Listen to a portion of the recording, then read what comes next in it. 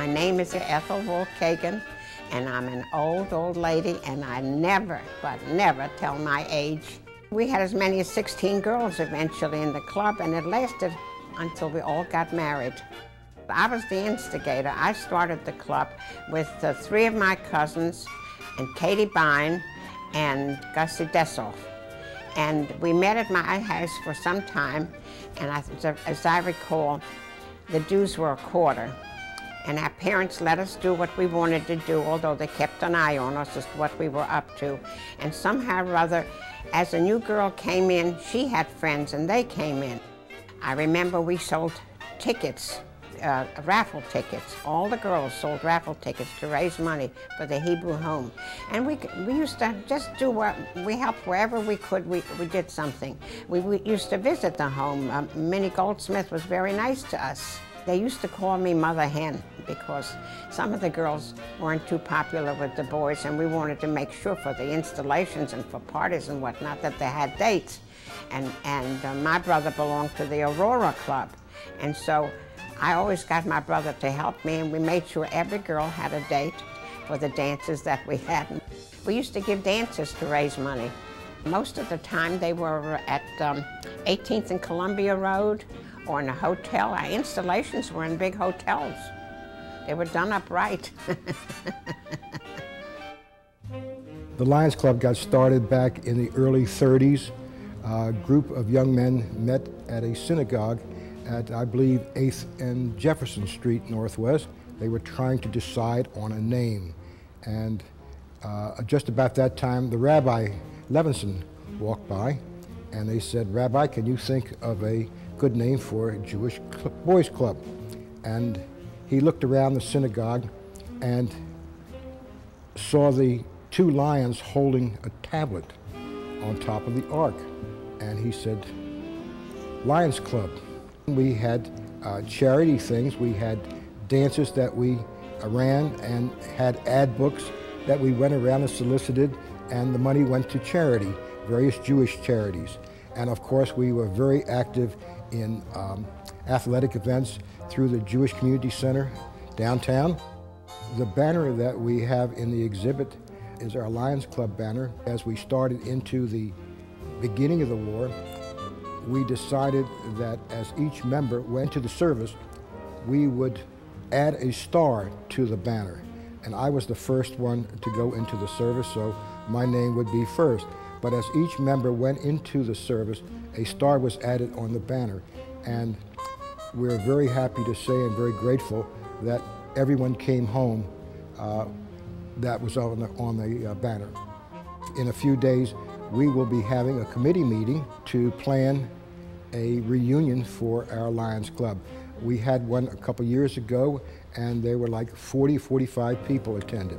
So we are still very, very active, and there's still a good number of our members still around. Coolidge High School was brand new when I went there. There were openly anti-Semitic teachers there. I mean, I can remember a football coach who was openly anti-Semitic. He would make anti-Semitic remarks all the time. Schools were oriented that way, and the only clubs were for Christian kids. I mean, the Jewish might as well not show up because they couldn't really participate in those kinds of things. And if you belong to a non-school oriented club, you were not allowed to wear the insignia. In other words, you couldn't wear your sorority sweater or your fraternity sweater or your fraternity pin. We would all do it. I mean, I would do it to defy the teachers.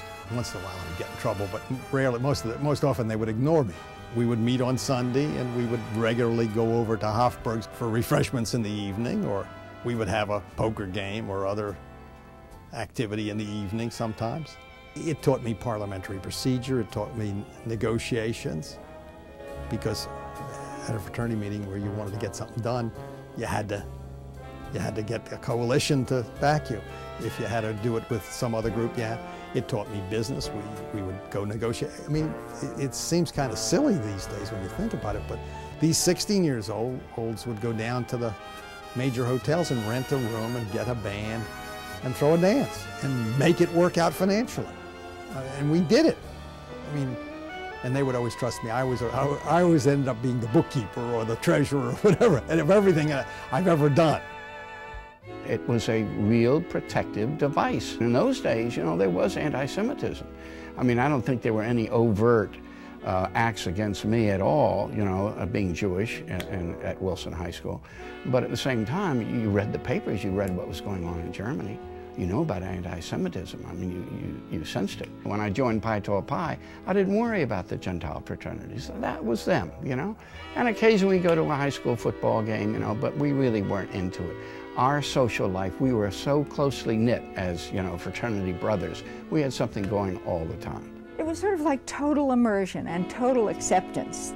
I think my parents were very concerned as I started to date that I was having crushes on people named Jimmy Pantos, for instance, who was the quarterback at Central when I was there, and sort of cast about for some way to find me entree into a Jewish group. I'm not sure my mother knew what she was getting me into or what was really involved. You pledged the sorority for a certain period of time. You had an initiation ceremony. You always knew what you were going to do on Friday nights and most Saturday nights too.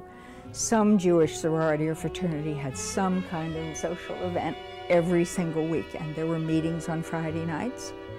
There would be hayrides or dances or square dances or saddle shoe dances, sock hops, whatever, slumber parties, all kinds of things.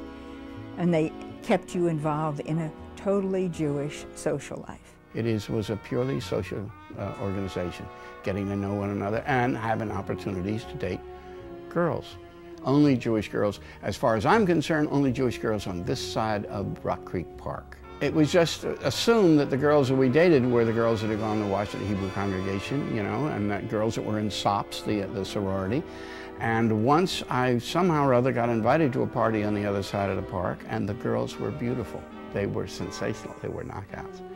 And so I invited them, two of them, to my house. We gave a party once at my house.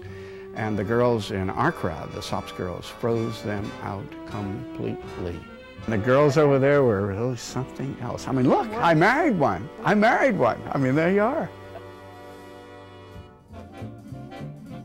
One of the things I did initially was join the Jewish Community Center here at 16th and Q.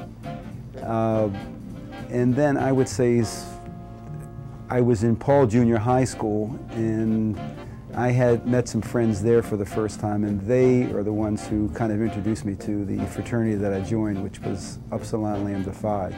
For some reason, and I really don't know why, but we had an interest in doing good. We saw no limits to what we could do, and we raised money for the Damon Runyon Cancer Fund by having a large dance at the DC Armory. Now, the DC Armory we felt was apropos because at that time the main ballroom in the Sheridan could only hold about 400 people, and we were expecting thousands to come to this.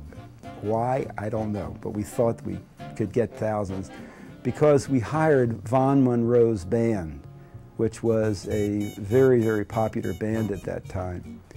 And we sent out leaflets, we had advertisements in buses, and the last few days before the dance, we had sound trucks going all around town.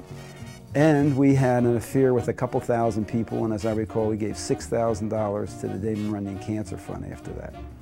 It taught me a lot about leadership.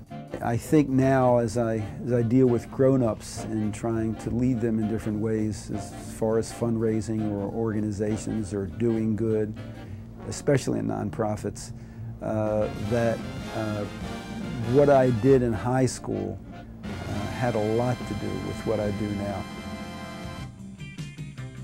I became a bat mitzvah at a Good Sachem congregation in 1959, and after that I joined USY probably in 1960. I was not allowed to date boys who weren't Jewish, and for me that meant the only way to meet other boys was to get out of Alexandria.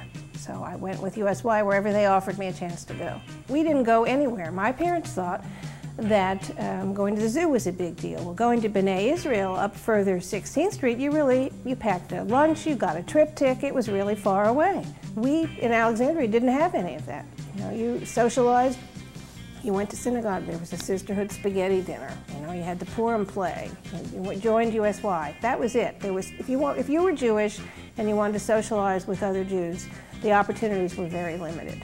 In Washington, when being Jewish was not to be very assimilated, I think that they had a tremendous number of social interactions available to them, and that was way far away from where I was. I'm really happy that I was a member of USY because it was my only connection to a wider world of Jewish kids.